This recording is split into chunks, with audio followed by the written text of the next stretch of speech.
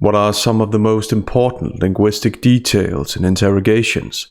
Which statements should investigators note as unreliable and possibly deceptive? What do speech patterns and word choice reveal about suspects? Welcome or welcome back to the channel. Can we talk about something that's kind of hard to talk about? So when I work investigations like this, I have to keep an open mind on everything. Okay. And part of keeping an open mind is listening to you talk about your wife and your marriage, and the day she goes missing is the day that you guys have marital discord. Okay. So you can understand what I'm thinking about you. Yeah. What do you think about that? Makes me sick to my stomach, honestly. Like, I know, like, I've talked to a few of my friends, it's like, this does not look good on you. I'm like, I know.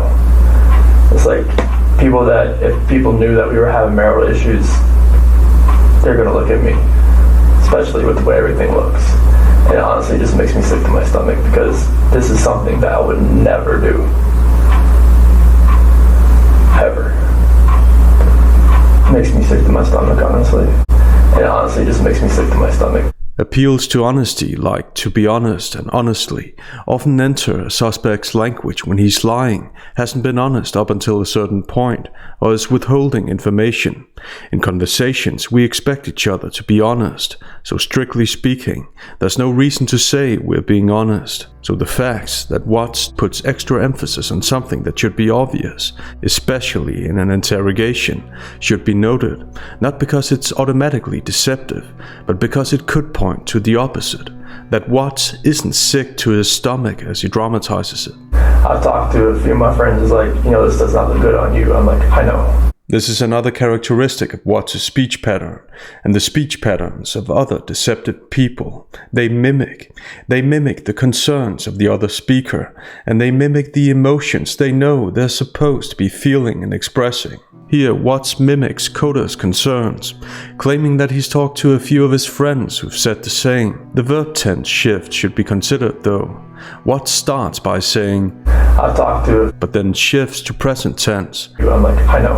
I'm like, no matter if these interactions took place or not, Watts uses this narrative to act like he's stoic about being a suspect, as if it's unsurprising. I say act like because later it's obvious that he isn't calm. By referring to his friends, Watts indirectly denies Coder's implicit question, did you hurt your family? Watts says this is something he'd never do, which isn't the same as saying he didn't do it. A person might never want to hurt anybody, generically, but that doesn't mean they didn't hurt anybody, specifically. There's a linguistic difference there, so Watts' denial is weak. Other times, Watts mimics the emotions he's neglected to express. These are your baby girls, and you have not shed one tear over them not being around. Chris, I lose my 4-year-old in the store for 10 seconds and I start to go panic. I have not seen any of that from you at all. Help me understand that. I love those girls. I would never do anything just because I haven't shed a tear. Like, you no, that's weird. Is that weird? Don't look into that like I don't love my kids. Tell me, explain to me. Don't. When the agents bring up something he hasn't shown them yet, in this case something as natural as emotions, he immediately tries to fake it, which unintentionally reveals that he's not emotional but cunning, concerned with how the agents perceive him, as opposed to being concerned about his missing family. Other times he exaggerates how much he misses his family. My kids are my life. Those smiles light up my life. And this, last night, during when they usually eat dinner, it was just like I miss them. I miss telling them, hey, you got to eat that or you're not going to get your dessert, and just like you're not going to get your snack after. I miss that. I miss them, cuddle up on their couches. For nobody to be here last night and to go into their rooms and know that I wasn't going to turn the rain machines on. And I know that I wasn't going to turn their monitor on. And know I wasn't going to kiss them to bed tonight. His family's only been gone for one night, yet he goes on and on about the things he misses as someone who knows they aren't coming back. Watts can't express emotions naturally and believably. He knows which emotional and dramatic words to use, but can't find appropriate facial expressions to go with them. And it was just a traumatic night trying to be here. If just earth-shattering, I don't feel like this is even real right now. It's like a nightmare that I just can't wake up from. I want her back so bad. I want those kids back so bad. Next, notice how Coder's lack of acknowledgement tokens makes Watts uncomfortable. I know, like, you have to look at every vantage point. This is something I would never do to my kids or my wife at all.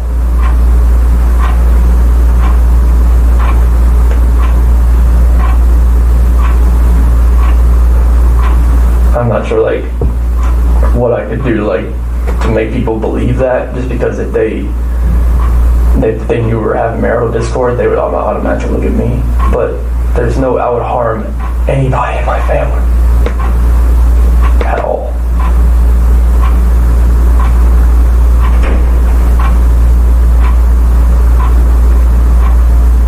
I know we were having marital discord, and we had that conversation that morning, and then she goes, we have no idea where she is, or the kids. In conversations, it's uncomfortable when the person we're speaking to doesn't acknowledge what we're saying. The effect of withholding acknowledgement tokens is that the speaker starts repeating himself and overemphasizing, all of which points to nervousness, which again could point to guilty knowledge, because if the speaker has nothing to hide, why is he nervous? The more unresponsive Coder is, the more Watts says, and the more Watts says, the greater the chance that he'll incriminate himself. Watts' nervousness is made clear by his self-repairs and pauses, as he's having difficulty completing simple utterances. I know, like, you have to look at every vantage point. Again, Watts says what he'd never do, not what he didn't do. And when Coder is being unresponsive, Watts overemphasizes with at all. There's no, I would harm anybody in my family at all. At all is an unnecessary add-on. Unnecessary in the sense that it doesn't add any new and relevant meaning to what preceded it. In this case, Watts' unreliable denial. Same as the word ever. This is something that I would never do. Ever. Such unnecessary, overly convincing linguistic elements are present when suspects are more preoccupied with how agents perceive them than their missing loved ones. It's ironic how statements that are meant to be persuasive are oftentimes the least persuasive of all. I'm not sure, like, what I could do, like, to make people believe that. The words "make people believe" are interesting, because that's exactly what he's trying to do. He's trying to make Coder believe him, but he doesn't say, "I'm not sure what I could do to make you believe," which would be personal and direct. Instead, Watts indirectly addresses Coder by referring to people, just like he referred to a few friends previously. I've talked to a few of my friends, like, this does not look good on you. I'm like, I know. And no matter how unsurprising and trivial Watts tries to make the suspicion sound, people wouldn't automatically suspect him, not if he had a solid alibi. It's too late for Watts to act stoic, but apparently he can't read the room. There's no, I would harm anybody in my family at all. Like the word never, claiming there's no way he would harm anybody in his family isn't the same as saying that he didn't harm them. Again, there's a difference between general and specific language. And again, at all is overemphasis. Watts exaggerating his supposed innocence. Notably, he doesn't say who he wouldn't harm. No, he says anybody, which is distancing and unspecific, because specifically, it's not anybody who's missing, it's his wife and children. And he says it with exaggerated affective prosody, which is a way of manipulating one's voice to convey emotion, not because the speaker is actually emotional, but because the speaker wants to be perceived as being emotional. Anybody in my family. Very similar to the way Scott Peterson uses affective prosody. It's necessary to speak. It's appropriate time to. in order to ask people to keep looking for Lacey, because they're not looking for Lacey as much as they should be right now. Lacey as much as they should be right now. Anybody in my family. And it's unbearable, but you also have to recognize that unbearable, but... And we had that conversation that morning, and then she goes, we have no idea where she is, or the kids. She, Watts says, even though his wife's name hasn't been mentioned in a while. If this were an isolated instance of distancing language, it wouldn't be significant. But Watts repeatedly uses distancing language when referring to his family. I want those kids back so bad. Like, I love those kids with all my heart. Those are my life. I helped make those kids. Distancing language is common when suspects are trying to disassociate from their guilty knowledge and thus their experiential memory. It underlines or can underline that talking about certain people makes them uncomfortable, which is often a sign of guilt. Watts' disassociation is also underlined by his self-repair, which is when a speaker recognizes a problem source, whatever it may be, and corrects what they said. Here, Watts can't finish the utterance. And then she goes, we have no idea where she is, or the kids. And then she goes... He can't bring himself to say missing. Furthermore, he distances himself by associating with other people, using the pronoun we when the pronoun I is expected.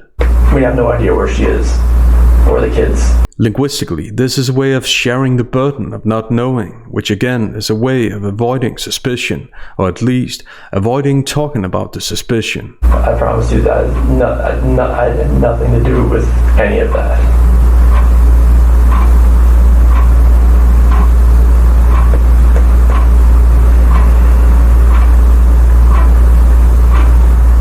Are you telling me the truth? I'm telling you the absolute truth. I'm telling you the absolute truth. Watts' recurring use of effective prosody reveals that being believed is sensitive to him. He's begging to be believed in an overdone fashion. He even adds absolute to his repetition of Coda's question. Are you telling me the truth? I'm telling you the absolute truth. Guilty language manifests itself in different ways. The following is death row inmate Wade Wilson's response to a detective. Which jail am I going to? Oh, we always go to Lee County. Lee County? Cool. I just want to go to sleep.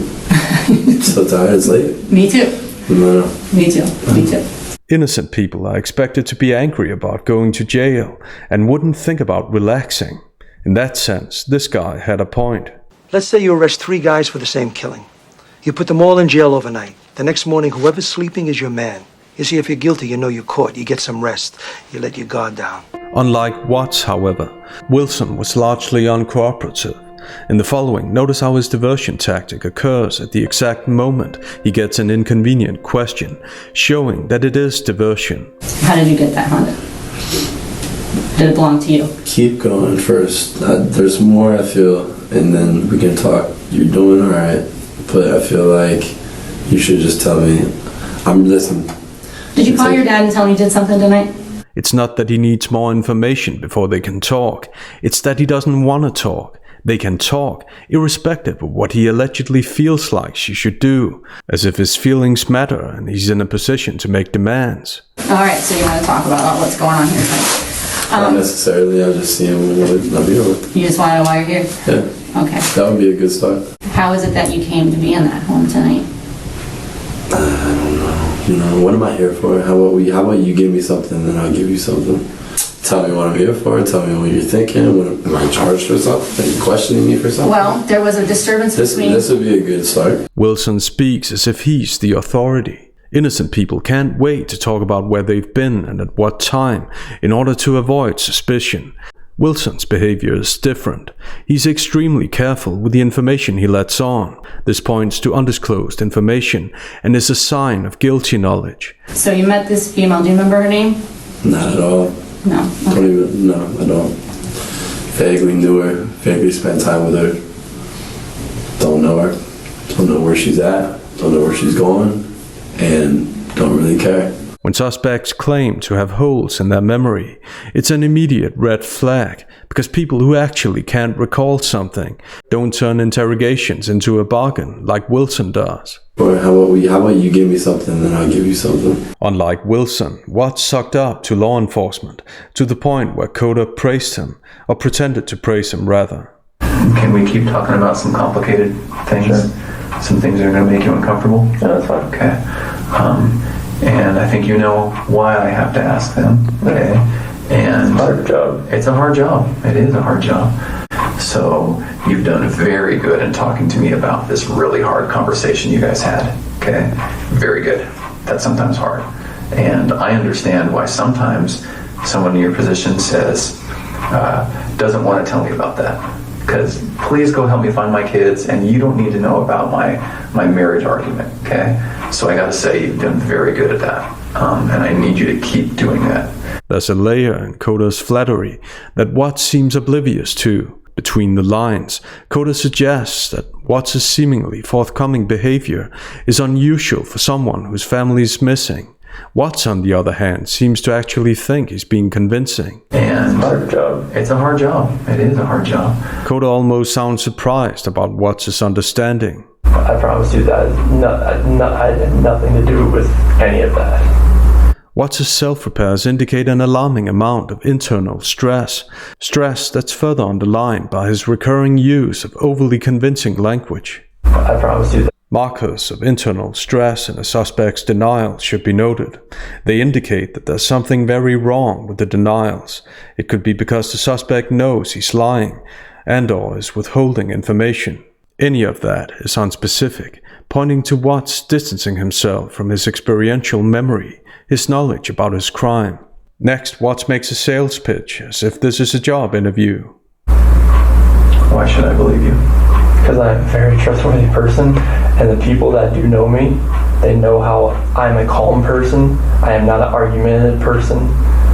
I am a person that's never going to be abusive or physical in any kind of relationship.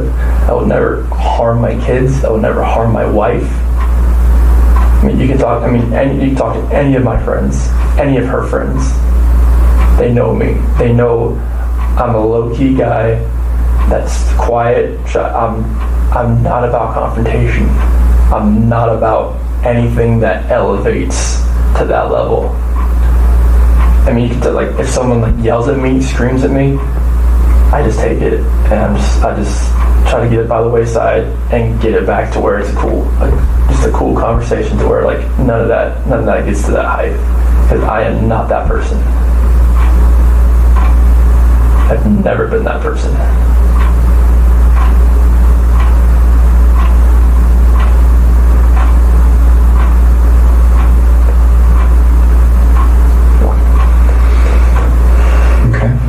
After a sales pitch like that, Coder's delayed acknowledgement token has to be uncomfortable. Coder's deliberate lack of cooperation is an effective way of getting Watts to tell on himself. Notably, Watts doesn't provide an alibi for the specific incident, the specific situation. Instead, he makes general statements about his personality, a fantasy version of himself, of how he wants Coder to perceive him. Thus, Watts exaggerates his innocence. This is yet another red flag, especially because Watts' self-branding proves to be deceptive during the interrogation. I have never cheated on my wife. Okay. And I fully suspect she has never done that to me. Oh, okay. She's always been a trustworthy person. I've always been a trustworthy person. But you weren't here today lying about something else. So we need to talk about that, okay? I cheated on her. I know. And this is very good. Keep I'm not proud of it. She accused me of it. I denied it. I cheated on her, and I feel horrible for it. I didn't hurt her. I cheated on her. I hurt her emotionally. I cheated on her. And I feel absolutely horrible about this, but that's what I've been holding back. So as it turns out, he's not a trustworthy person, which was the reason for his self-aggrandizing sales pitch in the first place. Watts' admissions are proportionate to the negative development in the interrogation, negative from his point of view, What I mean by that is that when he's asked about something he can be convicted of, what he did to his family, he's suddenly willing to admit to something that he knows he can't be convicted of, as if that's his big secret, cheating. His many self-repairs and pauses have resulted in something that he actually thinks he can use. However, he just said he didn't hurt his wife. Now he says he did. Watts can't keep track of his lies, and his own words keep betraying him. Overall, this isn't the expected speech behavior of a distraught father and husband.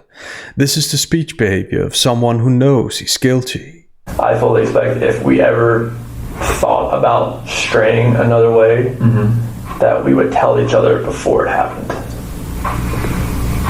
I think that sounds ridiculous. Okay. Because in the history of the earth, nobody ever does that. Okay. I just that's what I would like to think. Okay. Yes, Watts would like to think that, because he knows it's not true, and because he'd like to get off the hook by getting Decoder to believe his high moral standards that turned out to be the lowest standards possible. I may return to this interrogation. See you next time. I just want them people to know that I want my family back. Like, I want them safe, and I want them here. Like, this house is not the same. I mean, last night was traumatic. Last night was, I can't really stay in this house again, like, with nobody here. I think she got it off Amazon, but this is my favorite college sports team. I like these shirts a lot.